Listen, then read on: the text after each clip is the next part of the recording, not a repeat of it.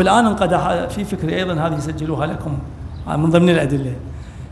نرجع إلى السنة. ما هي السنة عند ابن تيمية؟ حب علي واضح هذه القضية؟ إذن يا ابن تيمية جزاك الله خير الجزاء، نرجع خطوة إلى تارك فيكم الثقلين. ماذا تريد؟ تريد كتاب وعترة أم تريد كتاب وسنة؟ لنكن معهم كتاب وسنة. الآن ابن تيمية 1 زائد 1 يعرف رياضيات أو لا يعرف؟ 1 زائد 1 أليف يساوي باء، وباء يساوي جيم، الجيم يساوي أليف. واضحة هذه لا تحتاج إلى برهان. ابن قاطع يعرف هذه البرهان أم لا يعرف؟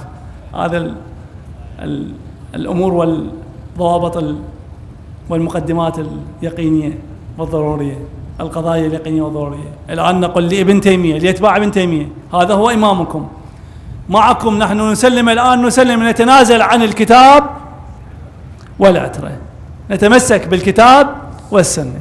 ما هي السنة؟ ليس حب علي، إظهار حب علي وموالاة علي.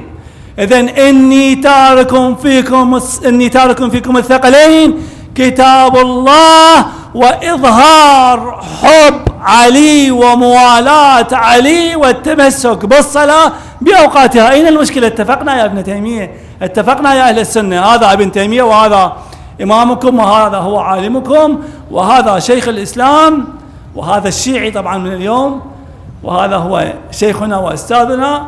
إذن نتوحد حول هذه الكلمة، حول حديث الثقلين. لا يوجد مشكلة بيننا، السنة أو العترة، ويرجع الأمر إلى ما نريد وإلى ما أراده النبي صلى الله عليه وآله وسلم.